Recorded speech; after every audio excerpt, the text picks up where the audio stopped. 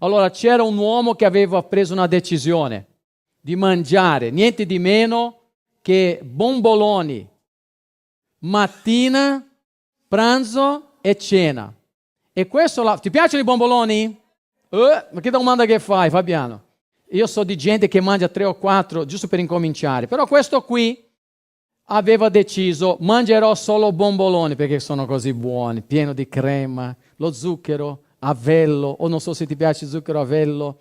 E infine mangiare, infatti questo non è zucchero a velo, stava a mangiare, è venuta acquolina in bocca, ditemi la verità. Però questo uomo, quello che non ha calcolato è che nonostante gli piacesse tanto i bomboloni, mangiando colazione, pranzo e cena, un giorno, 2 giorni, una settimana, 2 settimane, un mese intero mangiando solo bomboloni. Tu riusciresti a fare questo tipo di dieta? Penso di no.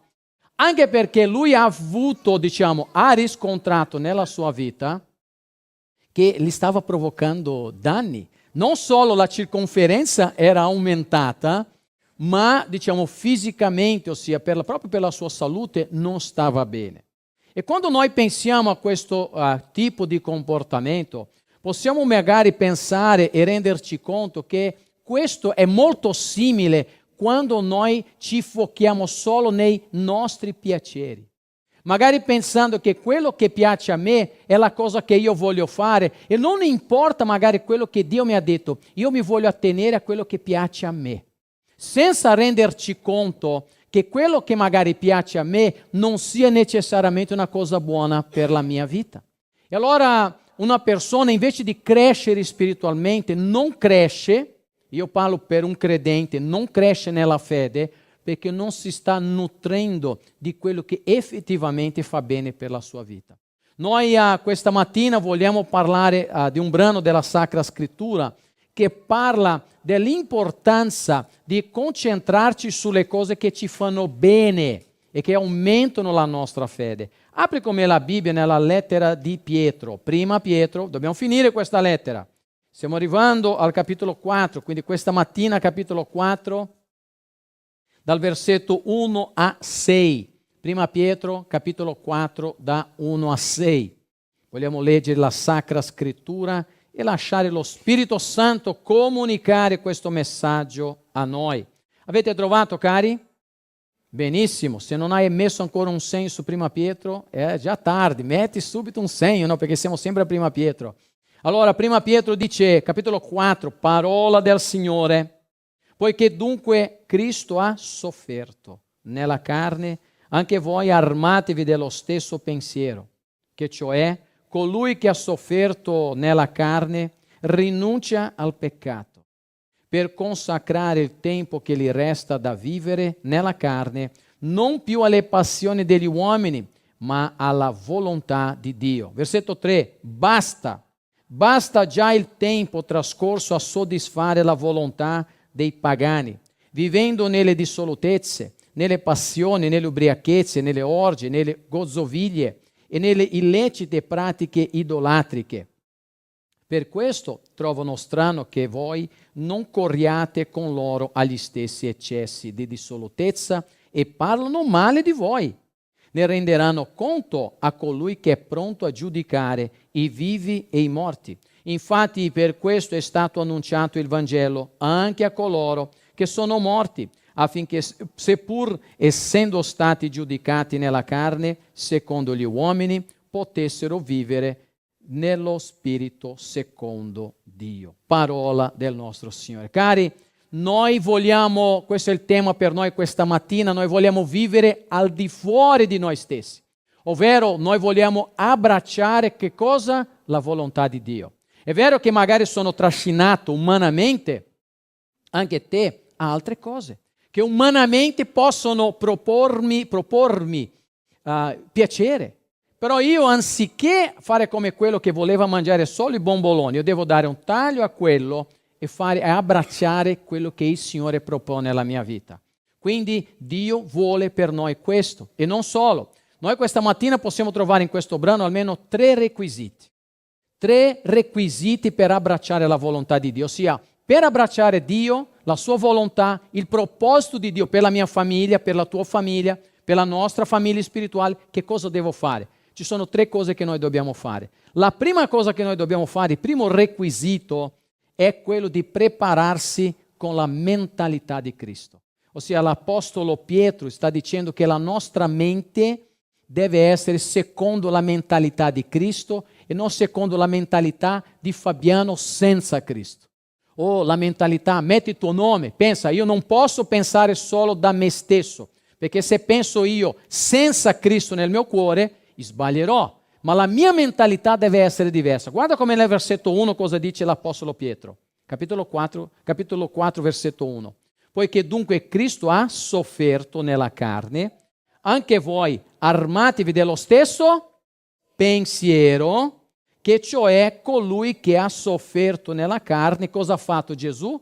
Ha rinunciato al peccato. Quindi Gesù aveva una mentalità. Però guarda bene, prima di andare su questo, una domanda. Cosa significa che Gesù abbia sofferto nella carne? Cosa significa? Significa, cari, che Gesù Cristo ha pagato per i nostri peccati. Gesù voleva soffrire? Gesù doveva soffrire per noi, ossia per lui, per noi doveva soffrire, ma dico, lui di sé per sé doveva andare in croce? No, se è venuto è a causa del nostro peccato. Guarda quello che dice sempre Pietro in un altro brano, in 1 Pietro capitolo 2, versetto 24 e 25, avete anche qua. Non vi voglio far diventare pigri se metto quale diapositive, potete cercare di sottolineare anche nella Bibbia, però solo per facilitare. Dice che Gesù ha portato i nostri peccati dove? Nel suo corpo, sul legno, ovvero sulla croce, della croce, come dice Pietro, affinché morti al peccato, noi che eravamo morti al peccato, noi vivessimo per la sua giustizia e mediante le sue lividure siete stati guariti, poiché eravate erranti come pecore, ma ora siete tornati al pastore guardiano delle vostre anime. Quindi Gesù ha sofferto per offrire vita eterna a noi. Quindi la mentalità di Cristo era una sola. Devo soffrire per pagare per i peccati del mondo. Devo soffrire perché l'uomo ha disobbedito e separato da Dio. Devo soffrire perché non c'è un'altra via di salvezza. Non c'è un'altra persona che possa salvare. Però qual è il punto chiave? Il punto chiave è che l'Apostolo Pietro sta dicendo che la sofferenza di Cristo per il peccato, la sua determinazione, diventa un modello per me. In qualche momento Gesù è stato titubante per soffrire per noi. Lui aveva soffrimento, ossia soffrimento nella sua mente, nel suo corpo, in tutto. Ha detto anche, Padre, passa oltre di me questo calice, ma che sia fatta la tua volontà e non la mia. Quindi lui è sottomesso. Cosa posso imparare dalla sofferenza di Cristo perché possa trasformare la mia mentalità? Perché magari qualcuno direbbe, se Gesù è sofferto, problema suoi. Sono problemi suoi, non problema miei. Io voglio solo i bomboloni. E Gesù dice, no signore, tu devi guardare me e imparare dal mio modello. Per questo di nuovo, guardate bene che Pietro cosa fa? Lui usa qui in 1 Pietro capitolo 4 versetto 1 quello che per noi è la mentalità che deve esistere forzata proprio, ossia determinante per la nostra vita. Pietro sta dicendo armatevi dello stesso pensiero. Armarsi è un verbo qua nell'imperativo, ossia un comando, è un ordine. E questo ordine, cari, è un comando fatto dall'Apostolo Pietro, un comando militare, ti deve armare. Non sta dicendo di andare in un negozio e comprare delle pistole, ma sta dicendo che noi dobbiamo armare la nostra mente, la tua mente, la tua mente, la tua mente, le nostre menti, secondo la determinazione, secondo il pensiero del nostro Signore Cristo Gesù. Quindi questo armarsi significa che devo diventare pronto in maniera, per un compito che devo fare, io mi devo preparare. Come? Avendo la mentalità di Cristo. Per questo Pietro sta dicendo che io, perché possa vivere secondo il desiderio del Signore, devo pensare come pensa il nostro Signore Cristo Gesù. Tu non puoi andare in guerra se non hai l'equipaggiamento. Tu non puoi andare in montagna a sciare se vai con le ciabatte o con l'infradito, ossia hai bisogno di avere il giusto abbigliamento e io per affrontare il peccato devo avere la giusta mentalità, perché se non hai la mentalità di Cristo tu vorrai fare sempre i bomboloni, sempre il piacere e non quello che è il desiderio di Dio. Noi siamo trascinati a quello che è umanamente desiderabile, però noi dobbiamo fare quello che è la volontà del Signore. Domanda: come deve essere la vita del credente in relazione all'esempio di Cristo? Qua è mancato lì la parola, che ho scritto troppo grande. Quindi all'esempio di Cristo, come deve essere la nostra vita? Come deve essere la vita di un credente? Cari, numero uno, noi dobbiamo avere la mentalità di Cristo. Cristo Gesù che cosa ha fatto per salvare noi? Lui ha detto no al peccato. Gesù quando era nel deserto tentato da Satana, Satana ha detto tu hai fame, trasforma queste pietre in pane. Gesù che cosa ha risposto? Non solo di pane vivrà l'uomo, ma di ogni parola che procede dalla bocca di Dio. Quindi in quel momento la sua determinazione è un esempio per la nostra vita. Devo dire no al peccato. Tu puoi dire no al peccato? Vogliamo dire insieme? Io dico no al peccato. Diciamo insieme. Io dico no al peccato. È importante, caro fratello.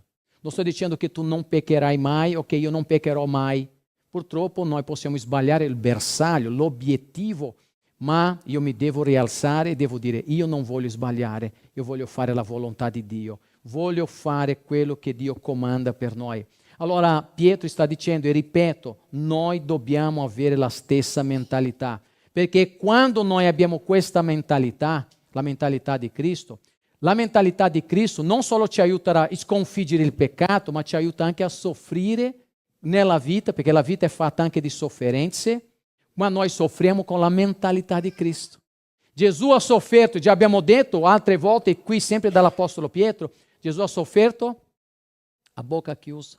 Il profeta Isaia dice la stessa cosa, che lui era muto, come una pecora, davanti a colui che doveva ucciderlo, ossia resistere il comportamento peccaminoso. Chi è che ci può aiutare? Chi è che ci può insegnare se non la persona del nostro Signore Cristo Gesù? Allora io vorrei che nel nome di Gesù, ognuno di voi, me compreso, potessimo avere Cristo ancora più forte nella nostra mente, nel nostro cuore, nelle nostre scelte, nelle nostre decisioni. Noi abbiamo un anno intero per non peccare e per fare la volontà di Dio, per avere la decisione, perché Dio vuole che io e te possiamo crescere, che il popolo di Dio prega e Dio manda la risposta, che anime si convertano, che ci sia un santo risveglio. Molto spesso si parla di risveglio, ma il risveglio che cos'è? È avere un cuore contrito, è ammettere il proprio peccato. Nell'Antico Testamento spesso il Signore ha detto vestitevi di sacco, mettete cenere sopra la vostra testa, nel senso, cosa vuol dire? Umiliazione. Signore, io ammetto il mio peccato, non come Adamo ed Eva che no, è sbagliato lui, è sbagliato il serpente, è sbagliato sempre l'altro, e io non ammetto il mio peccato. Incominciamo ad ammettere il nostro peccato, incominciamo a resistere il peccato, incominciamo, cari, a prepararci anche quando arriva il momento del soffrimento o la sofferenza.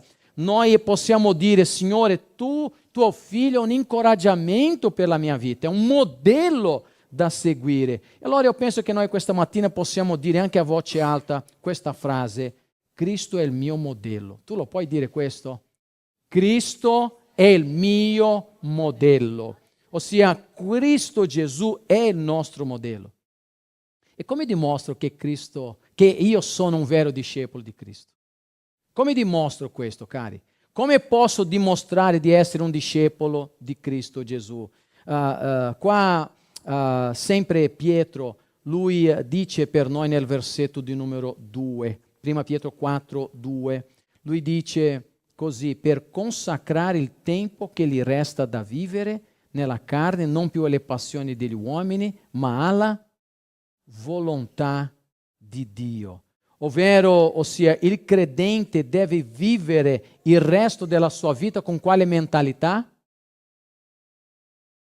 Con quale mentalità? Guarda bene il versetto. Com'è che un credente dimostra che è un vero discepolo di Cristo? Lui consacra il suo tempo che gli resta da vivere. Quanto tempo ti resta da vivere? Noi non sappiamo, ma il tempo che ti resta da vivere consacra al Signore Cristo Gesù. Perché se tu dici, no Signore, io consacro magari dopo che vado in pensione, Ma questo è un discorso da fare? No. Ossia, noi dobbiamo consacrare al Signore il tempo che ci resta da vivere nella carne, non più, lui dice, non più alle passioni. Di nuovo torna al discorso dei bomboloni. Non più ai bomboloni che ci fanno peccare, ma io voglio consacrare il mio tempo, la mia mente, il mio cuore alla volontà del Signore, alla volontà che Dio dice. Quindi devo adottare la mentalità di Cristo e non più le passioni mondane, come dice l'Apostolo Pietro per noi. Quindi quando noi abbiamo una relazione con il Signore, io voglio darle un taglio al peccato, perché dice, Signore, io mi sono incontrato con te e da ora in poi, fino al giorno che tu mi chiamerai, la mia vita appartiene a te. Questa è la cosa che tu devi fare. Se non fai questo, sarai salvato, ma non cresci nella fede. Non hai la potenza di Dio. O gente che magari frequenta anche una chiesa, ma non ha dato il proprio cuore a Gesù, Gesù non ha trasformato il cuore della persona, questa anima sarà veramente un figliuolo di Dio? Che dice di essere un albero, ma l'albero non c'è mai frutto, qualcosa c'è che non va. Guarda quello che dice l'Apostolo Paolo ai Romani quando parla della nostra determinazione di dire no al peccato. Romani capitolo 6 dice, così anche voi, parla ai credenti, fate conto di essere morti al peccato. Il morto ha voglia? Un morto ha una voglia di gelato, di bomboloni? No, un morto non ha voglia di niente, è morto. Lui dice, fate conto, fate finta di essere morti al peccato, ma viventi a Dio in Cristo Gesù. Non regni dunque, versetto 12, non regni dunque il peccato nel vostro corpo mortale per ubbidire alle sue concupiscenze e non prestate le vostre membra al peccato come strumenti di iniquità, ma presentate voi stessi a Dio come di morti fatti viventi e le vostre membra come strumenti di giustizia a Dio. Infatti, dice lui nel versetto 14, il peccato non avrà più potere su di voi, perché non siete sotto la legge ma sotto la grazia. Ossia, quando io muoio per il peccato, la mia mentalità è per fare la volontà di Dio, il peccato non ha più potere su di te. Non stai più a pensare a quel pallino che ti fa sempre cadere nella stessa cosa, perché la tua mente, il tuo pensiero sono controllati dallo Spirito Santo di Dio. Perché i miei giorni sono destinati a vivere per il Signore. E allora tu in fare questo non sei perfetto, ma sei nel cammino della santificazione. Cari, è questo quello che la parola di Dio desidera per la nostra vita. E noi sappiamo che questo è il desiderio del Signore. Noi oggi vogliamo vivere al di là di noi stessi. Noi vogliamo abbracciare la volontà di Dio. 3 requisiti per abbracciare la volontà di Dio. Il primo, te lo ripeto, prepararsi con la mentalità di Cristo. Numero 2, io devo perseverare nonostante l'opposizione. Perché mentre fai la volontà di Dio, ci sarà sempre vento contrario. Ti stai preparando con la mentalità di Dio, adesso faccio tutto quello che Dio vuole, tutto a posto, tutto tranquillo, liscio, nessun vento contrario. No, più vuoi fare la volontà di Dio, più ostacoli ci saranno nella tua vita. Più ostacoli ci saranno nella vita di un pastore, di un credente, di un cristiano, di un discepolo di Cristo. Non pensare che il diavolo va dietro a persone che fanno la sua volontà. Lui è contrario a chi è contrario a lui. Lui è l'oppositore, lui è l'astuto, ingannatore. Lui vuole distruggere la nostra vita e più vuoi fare la volontà di Dio, ti devi aspettare vento contrario. Però vedete che ne vale la pena tutto il sacrificio, anche perché Gesù già si è sacrificato per noi, quindi Lui è la garanzia. Ma il fatto sta che noi con Cristo, nonostante l'opposizione, possiamo già dire subito, abbiamo la vita eterna. E chi non ha opposizione perché vive nelle tenebre insieme al diavolo, sarà nella dannazione eterna perché ha rifiutato di credere nel nome di Gesù. Cari, quali cambiamenti sono necessari per vivere secondo la volontà di Dio? Che cosa deve essere cambiato nella mia vita perché io debba vivere una vita secondo la volontà di Dio? Guarda come nel versetto 3. Versetto 3, Pietro dà un taglio forte. Lui dice basta. Finito. It's over. The game is over. Basta con il tempo trascorso a soddisfare la volontà dei pagani. Per dire, io sto scrivendo questa lettera, Pietro, ai credenti. E se tu sei un credente, non puoi avere 2 piedi in una scarpa. Non si può avere. Io non posso dire che sono un credente, ma vivo come i pagani. O vivo come i pagani, o vivo come un cristiano. Io non posso avere, ossia da domenica mattina sono un credente, domenica pomeriggio non sono più credente. E poi dal lunedì al venerdì al sabato vivo la vita a modo mio. No, Signore. Io devo avere questo comportamento di dare un taglio netto. È lì che è il punto difficile. È lì dove Gesù Cristo ha detto, per esempio, se il tuo occhio ti fa peccare, cavalo. Se la tua mano ti fa peccare, tagliala. Quindi è un taglio netto. Meno male non è una cosa letteraria, perché sennò non c'era nessuno, neanche la testa, no? Immagina che cosa brutta, senza occhi, senza lingua. Basta con il tempo trascorso a soddisfare la volontà dei pagani, versetto 3, vivendo dove, come, nelle dissolutezze, passioni, ubriachezze, orge, gosoviglie e nelle illecite pratiche idolatriche. Quindi Pietro che cosa fa? Lui dà un elenco delle cose da non fare e questo ci aiuta molto. Noi possiamo imparare molto dagli errori di coloro che sbagliano per evitare, non imparare a fare come loro, ma imparare quello che fanno loro perché io non devo praticare queste opere nella mia vita. Quindi se tu sei giovane e non sei mai caduto in questi peccati che noi stiamo adesso per elencare, non andare a provare. C'è gente che dice vuoi provare la marijuana? Vuoi provare la droga? Sai, solo una prova, fai un tiro. Cari, questa è la rovina delle persone che si lasciano, magari si voglio provare, voglio vedere come si sente, voglio fare questo. Non fare nel nome di Gesù. Perché anche Eva ha voluto provare il frutto. E guarda dove siamo messi. Non provare, ci sono cose che non si devono provare. Allora per questo Pietro è determinante, dice basta. Guarda la lista. Se guardi com'è nel versetto di numero 3, lui dà alcuni nomi a questi peccati. Lui incomincia, per esempio, lui dice basta con il tempo trascorso a soddisfare la volontà dei pagani, vivendo nelle, prima parola, dissolutezze. Questa parola, cara, è il significato di un comportamento che è sfrenato per quanto riguarda la pratica sessuale. Proprio il senso della parola in lingua greca. Nei piaceri sessuali, spesso associato a una mancanza di autocontrollo, quindi una cosa sfrenata. Cosa che noi sappiamo che oggi nella comunicazione, televisione, internet, magari uno va in discoteca, se tutti questi ambienti che un credente deve fare attenzione. O attenzione nel senso, non ci deve nemmeno mettere i piedi in determinati posti, perché lì il posto ti sta a dottrinare, ti sta a spingere verso quella cosa. E mi sa che noi siamo in una città dove queste cose qua è all'ordine del giorno. Pensa a Rimini, pensa a Riccione, ossia la fama di questa provincia in tutta Italia e ahimè anche in Europa, proprio per questo problema qua, la dissolutezza. Ma non solo questo, vedete sempre, seguitemi nel versetto 3, lui dice un altro termine, dissolutezza, e dopo viene passioni.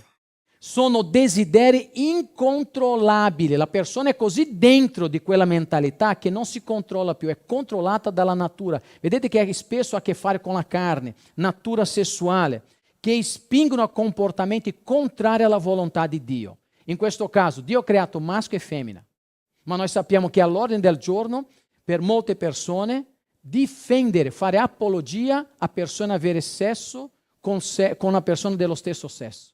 Questo è antibiblico, è antinatura. Non è una questione, ma tu sei arretrato, tu sei antico. No, io sono credente in Cristo Gesù. E una persona fa la scelta di perseguire questa via. Io non credo che una persona nasca con questo, tra virgolette, problema, ma è una scelta che una persona fa. Magari ha avuto un trauma, ha avuto problemi e Gesù Cristo benedice e può liberare questa persona. Ci credete voi? Ma una cosa è certa, non mi devo dare né a dissolutezze né a passione. E poi dice qua ubriachezze. Magari per un credente dice no Fabiano, io per me non ci sarà mai dissolutezze e passione, però un po' di vino va bene, ma ubriachezze no. Quindi l'Apostolo Paolo dice anche che io devo essere controllato dallo Spirito e non ubriacarmi di vino. Quindi vedete che è importante. Chi è che mi deve? Perché la dissolutezza controlla, la passione controlla, anche il vino in questo caso, anche nel mondo antico, il vino rappresenta proprio il senso del peccato, del piacere, di Bacco, no? Ossia, quindi vedete che tutto questo ha a che fare per eccessi nel consumo di vino, portando la persona a uno stato di mancanza di controllo. Anche la polizia dice, se hai bevuto non puoi guidare, perché non hai più controllo, c'è un'altra forza che ti controlla. Allora perché devo lasciare il mondo controllare me? Perché se io sono un credente ho ricevuto lo Spirito Santo di Dio che deve controllare la mia vita. Io mi devo ubriacare di Dio, se posso dire così. Mi devo riempire dello Spirito Santo. E poi Pietro dice anche un altro termine, orge. Orge, cari, è un'altra parola, voglio dire, brutta, perché ha a che fare di nuovo con un contesto del primo secolo, ha a che fare anche con prima del primo secolo, tra i greci, tra i pagani, e anche i cananei facevano questo, prima che Israele entrasse nella terra di Canaan, questi festeggiamenti sfrenati, caratterizzati di ubriachezza, di peccato sessuale, e molto spesso già nel mondo antico era tutto fatto in onore a una divinità. Quindi per esempio c'era Baal, e loro si sacrificavano, c'erano le sacerdotesse, c'erano prostitute, e la gente aveva relazione con questo per onorare il loro Dio. Oggi, cari, noi sappiamo che tra persone, per esempio, pensa a Milano, quante storie abbiamo sentito di Milano? Milano per dire, ma in tutto il mondo, anche Rimini, gente che fanno le famose feste in appartamento a base di droghe e tutto mai, orge, ossia gente che vanno in club privati dove c'è la luce tutta spenta e lì marito e moglie si infilano in questi ambienti perché si vogliono scambiare ruolo, si vogliono scambiare partner, cose allucinanti che io non sto qui a dire per voi la prima volta, voi lo sapete che esistono queste cose nel mondo e quindi non sono cose nuove. Pietro sta dicendo che già allora nel suo tempo esistevano queste cose. E io devo avere la mentalità di Cristo e devo usare la mia vita per la gloria del Signore, ma devo anche capire che ci sarà vento contrario. Mentre stai camminando con Cristo c'è uno che ti dice vieni all'orgia, vieni all'ubriachezza, vieni alla passione, vieni al peccato. Lui dice anche, Pietro dice, gozzo viglie.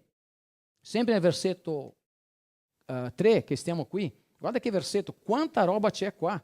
Queste gozzoviglie hanno a che fare con banchetti eccessivi di bevute tipiche, ossia delle classi sociali elevate, ossia gente che vuole esagerare in tutto, che potevano includere, ossia gente che per dire questi banchetti, ma che mangiano non tanto per la necessità del mangiare, mangiare adesso è una cosa molto importante, sempre stato importante, ma immagina quanti programmi televisivi parlano del mangiare in televisione, quindi il mangiare è una cosa... Non sto dicendo che è sbagliato guardare un programma, no, non è questo il mio punto. Il mio punto è che il piacere del mangiare, nel senso, è come se fosse quasi una religione, è come se fosse una sorta di adorazione verso queste cose e io quindi entro in questo sistema dove io mi devo godere questa cosa, ossia non importa quanto costa, l'importante è che io mi possa piacere o possa godere questa cosa. Pietro dice anche che ci sono illecite pratiche idolatriche, l'ultima cosa che dice lui. Sono atti di idolatria considerati abominevoli. Quando una persona si piega davanti a una statua, quello è un atto abominevole davanti a Dio.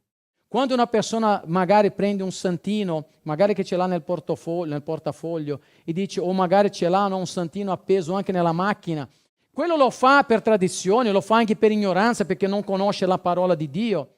Non vuol dire che quello non sia un atto che porta disonore al nome del Signore. Io che sono in Cristo non devo, per esempio, una persona ha detto una cosa, io vado subito a toccare il ferro. Sai, come c'è la superstizione che c'è molto in Italia. In altri posti del mondo non è il ferro, è il legno, ma più o meno la mentalità è quella. La superstizione, questi atti idolatrici, non devono stare nella nostra vita. A Napoli, per esempio, dove ho vissuto per alcuni anni, c'era sempre il corno, che in Sud Italia il corno rosso che è appeso, no? O qui in Romagna c'è molto aglio, ossia, tu che cosa vuoi? Io voglio onorare il Signore. E tutto quello che è scaramanzia, o che sono amuletti, o tutto quello che può aprire una porta al demonio, alla mia casa, alla mia famiglia, deve essere buttato via dalla mia vita, perché la mia mentalità è quella di fare la volontà di Dio. Cari, questo è quello che Dio vuole, questi sono i comportamenti che devono cambiare. E io immagino a te, per esempio, un giardiniere che si dedica con cura alle sue piante, che rimuove le erbacee, che cercano, queste erbacee che cercano un po' in un certo senso, soffocare la vita o la crescita delle piante. La stessa cosa quando io dico che dobbiamo resistere alle tentazioni del mondo, perché tu sei nel mondo e le erbacee crescono insieme a noi. E noi dobbiamo nel nostro cuore non permettere che tutto quello che vuole soffocare la potenza della parola di Dio in noi possa prendere il sopravvento. Tu devi dire no a tutto questo per fare la volontà del nostro Signore. Guarda che l'Apostolo Paolo, lui parla di queste cose e parla anche, fa un altro tipo di lista Paolo, ma molto simile, ma dice anche quello che accade con chi non fa la volontà di Dio. Versetto 21 di Galati capitolo 5. Guarda bene che dice lui. Questo è Paolo, non è Pietro. Lui dice invidie, lui sta facendo una lista, ok? Se tu vai in Galati, leggi tutto Galati capitolo 5 a casa oggi, vedrai che ha molto a che fare con 1 Pietro capitolo 4. Lui dice invidie, la lista già è da prima, ho preso solo l'ultimo versetto. Invidie, ubriachezze, orgi e altre simili cose. Quindi lui è d'accordo con Pietro. Circa le quali, come vi ho già detto e vi preavviso, cosa accade? Chi fa tale cose non erediterà il regno di Dio. Ossia, se io, anziché avere la mentalità di Dio o la mentalità del mondo, non posso avere comunione con Dio, conseguentemente non posso essere un salvato. Ma se tu che vivi con il Signore, che cosa deve accadere? Ti faccio una domanda. Perché la società o gli increduli rifiutano e respingono e rigettano lo stile di vita del cristiano? Perché Pietro sta dicendo che se tu non fai, quando ho detto di avere resistenza, di resistere questi peccati, immagina che non è solo il peccato in sé, c'è gente, dietro al peccato c'è una persona, e magari è un tuo collega di lavoro, magari è un vicino di casa, magari è il figlio che non è credente, magari è la moglie che non è credente, è il marito che non è credente, ti propone una determinata cosa, un amico, non lo so. Qual è il comportamento? Perché la società fa questo? Cari, versetto 4 dice, 1 Pietro 4,4, per questo trovano strano che voi non corriate con loro, agli stessi eccessi di dissolutezza. Ossia, lui sta dicendo Pietro, guarda, ma come? Tu non ti vuoi ubriacare? Tu non vuoi fare un tiro? Tu non vuoi usare la droga? Tu non vuoi andare a incontrarsi con quella prostituta? Come mai? Tu non vuoi andare a quel festino? Come mai? È strano questo, ma sei matto? Hai la febbre? Non stai bene? No, io sto bene. Allora se stai bene vieni con noi. Perché per loro è innaturale il fatto che tu non dia sfogo alle stesse passioni che fanno loro. Per questo l'Apostolo Pietro sta dicendo, guardate come l'essere umano non è mai cambiato da quando il peccato ha distrutto la comunione con Dio. Quindi io devo essere attento. Ah, ma lui mi sembra una persona così brava. Attento. Non sai dopo che c'è dopo la curva. Ah, ma lei è così brava. Tu non sai quello che c'è dopo. Fai attenzione. Perché se no non facciamo attenzione, noi stiamo in questa cosa. Come noi ci identifichiamo, cari? Quali evidenze indicano che noi siamo seguaci di Cristo? Allora, 1 Pietro 4,4, alla fine del versetto, dice che esiste un contrasto. Noi non corriamo verso i loro eccessi e loro, l'ultima parte del versetto, e parlano cosa? Bene di noi? Parlano male di noi. Quindi non aspettare che tu quando arriverai al lavoro e la gente usa tante parolacce al lavoro e tu dici, mentre io sono qui vi faccio una richiesta.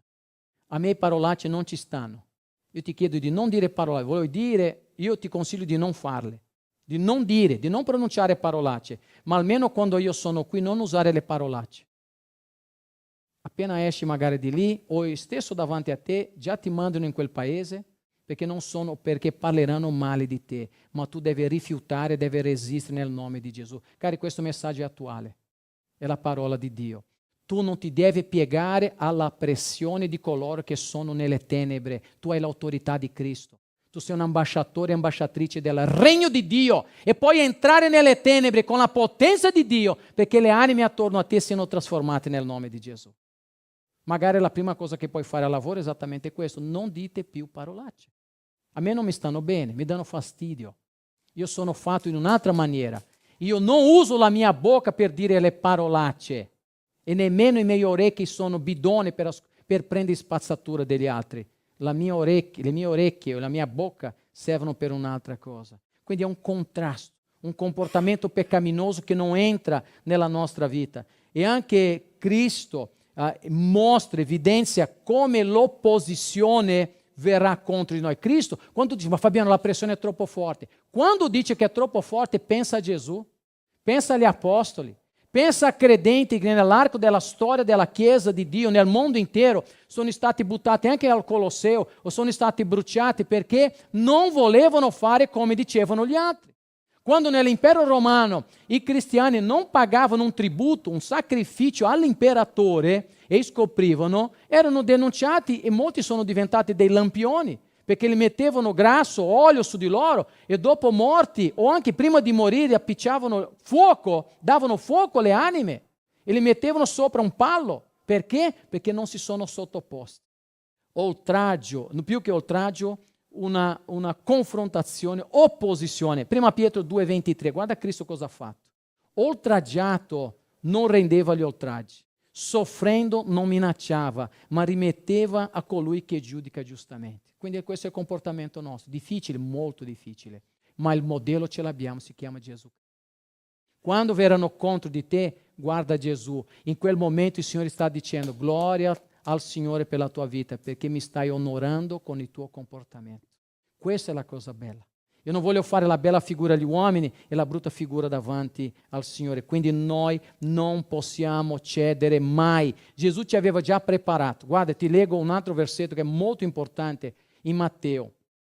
Guarda quello che dice Cristo. Attenzione, allacciatevi le vostre cinture. Non pensate che io sia venuto a mettere pace sulla terra. Questo l'ha detto Gesù, Non sono venuto a mettere pace, ma spada. In che contesto, Fabiano? Ma Gesù non ha detto che chi usa la spada muore di spada. L'ha detto, ma in un altro contesto. Qual contesto è? Gesù non è venuto qui per mettere pace, nel senso che tutti quanti vanno d'accordo e siamo tutti belli, siamo tutti bravi. Lui sa che chi vuole fare la sua volontà verranno contrario a lui e ai suoi discepoli. Guarda bene quello che lui dice nel versetto 35 in poi. Perché sono venuto a dividere il figlio dal suo padre, la figlia da sua madre, la nuora dalla suocera. E i nemici dell'uomo saranno quelli stessi di casa sua. Chi ama padre o madre più di me non è degno di me. E chi ama figlio o figlia più di me non è degno di me. Chi non prende la sua croce e non viene dietro a me non è degno di me. E chi avrà trovato la sua vita la perderà. E chi avrà perduto la sua vita per causa mia la troverà. Quindi questo è il comportamento del credente. 3 requisiti per abbracciare la volontà di Dio. Il primo, prepararsi con la mentalità di Cristo. Il secondo, perseverare nonostante l'opposizione. E terzo e ultimo è quello di proclamare la speranza eterna nel Signore. Quindi questo è il motivo. Cari, veduto l'orario, io farei così, io mi fermo qui.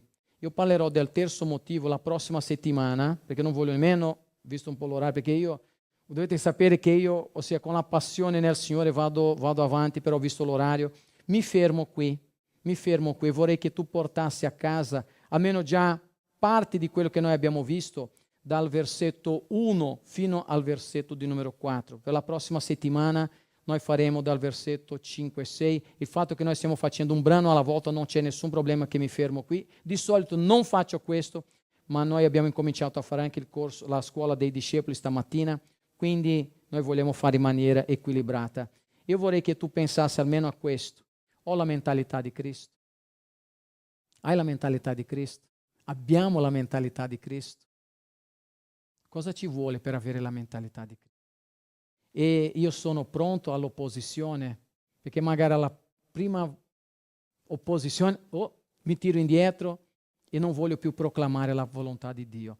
Oggi tu devi prendere una decisione. Se vuoi seguire la mentalità di Dio o la mentalità del tuo io senza Dio. Oppure se vuoi essere pronto per l'opposizione. Nessuno esce sotto la pioggia se non si vuole bagnare senza l'ombrello. Mi devo preparare. Io devo essere pronto all'opposizione. Io vorrei pregare al Signore perché Dio possa avere misericordia della mia vita, e Lui ce l'ha, meno male, e della tua vita, e noi potessimo preparare la nostra vita al Signore. Amen. Vogliamo pregare a Gesù? Possiamo alzarci in piedi? Siete stati seduti per diverso tempo e noi vogliamo pregare al Signore questa mattina. Signore, noi abbiamo tanto bisogno di Te. Abbiamo molto bisogno di Te, Padre. E noi abbiamo imparato dall'Apostolo Pietro questa mattina che noi dobbiamo avere la mentalità di Cristo. Paolo dice che noi dobbiamo avere rinnovamento della nostra mente, diventando un sacrificio santo, vivente e gradito a Dio. Signore, trasforma la nostra mente nel nome di Gesù. Padre, se qualcuno qui è attaccato dal diavolo, noi riprendiamo questo nel nome di Gesù. Se c'è qualcosa a caso, se c'è un canale su YouTube, o se c'è pornografia nella nostra vita, Signore, nel nome di Gesù, che sia cancellato. Signore, c'è tutto quello che c'è nel mondo, il peccato, la menzogna, le orge, Signore, il sesso sfrenato, e Signore, tutto quello che l'Apostolo Pietro ha presentato, noi rifiutiamo questa mentalità nel nome di Gesù, perché noi vogliamo vivere una vita santa. Padre, io ti prego di rivestire noi tutti con la santa armatura di Dio, perché noi sappiamo che ci sarà, c'è e ci sarà sempre opposizione ai cristiani. E i cristiani devono essere radicati nella parola. Nessuno va in guerra con le ciabatte, con havaianas. Noi vogliamo fare la tua volontà. Noi vogliamo vivere e vivere una vita preparata per ogni attacco, per la tua gloria, oggi e sempre, nel nome di Gesù. Amen.